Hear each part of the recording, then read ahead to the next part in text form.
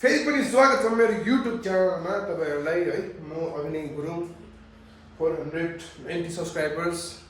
हिजो मैले भिडियो हालेको थिएँ, त्यसमा 480, अहिले 490 पुग्छ। 10जनाले मेरो च्यानललाई सब्सक्राइब गरिसक्नु भएको छ, त्यसको लागि धेरै धेरै धन्यवाद हो। यसरी नै भन्दै म र स्याबी चाहिँ यहाँनिर आएर मेरो डगी स्याबी चाहिँ होइन हामीले युट्युबको जर्नीमा अगाडि बढिरहेको छ। स्याबीले के सुने जस्तो लाग्दैछ मलाई हो। ए सबै के भने मैं भन्दा नि युट्युब च्यानलमा यसो मान्छेहरू सब्सक्राइब गर्दै यस्तो मैले किन आइरहेको छु भनेपछि यो चाहिँ हाम्रो सानो होमस्टे हो।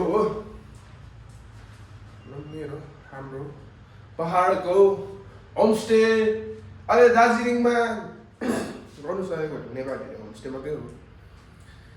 ड्राइभर अरू ठुल्ठुलोहरू त फेरि बुझ्यो अब त्यो त्यस्तो म युट्युबमा त्यस्तो भन्न सक्दिनँ अब हो।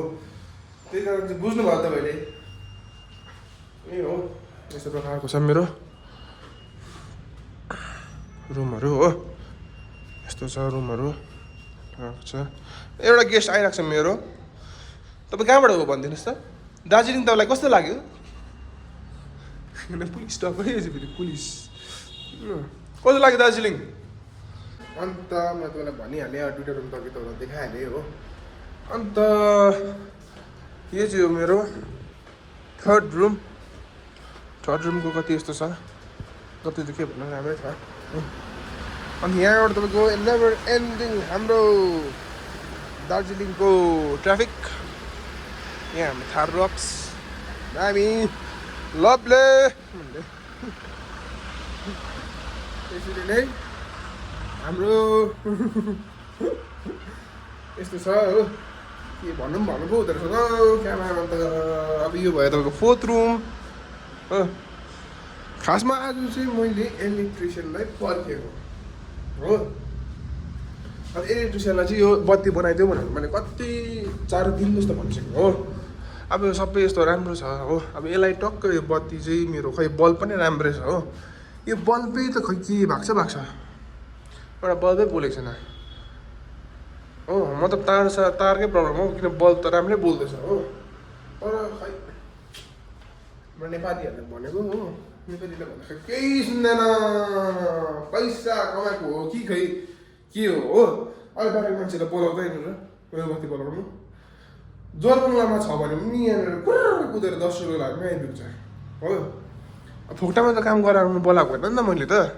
अब यति त छ यो तार एउटा बनाइदेऊ न भनेको पनि म आफै बनाउनु भएको म आफै बनाइदिँदै नि हो। एक दुईवटा कुरा त मैले यहाँनिर आफै लगाएको, तर पनि अब यस्तो तार सार कुराहरू चाहिँ अब अलिकति टेन्सनै लाग्छ मलाई पनि हो गर्नुको लागि चाहिँ। खै के भएको म त बुझ्नै सकेको छैन हो। जिन्दगीको मोडमा यस्तो छ मेरो सानो गरिखाने जग्गा।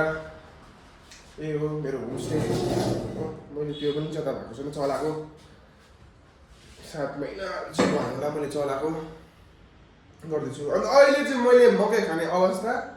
स्याबीलाई मकै खा ल ल ल ल ल ल छैन ल यसो भन्दै थ्याङ्क यू भेरी मच। जो पनि मलाई नयाँ मेरो भिडियो हेर्नुहुँदैछ हो, धेरै धेरै धन्यवाद छ तपाईँहरूलाई। त्यहाँबाट के भन्नु आउँछ किन भन्दैन हो। लाइक सेयर सब्सक्राइब फेरि नयाँ मान्छेहरूलाई त्यही छ। फेरि पनि भेटौँला तपाईँलाई मेरो नेक्स्ट भिडियोमा। त्यति बेलसम्म चाहिँ धन्यवाद। एन्जोय मकै फ्रम गोर्खाहाट।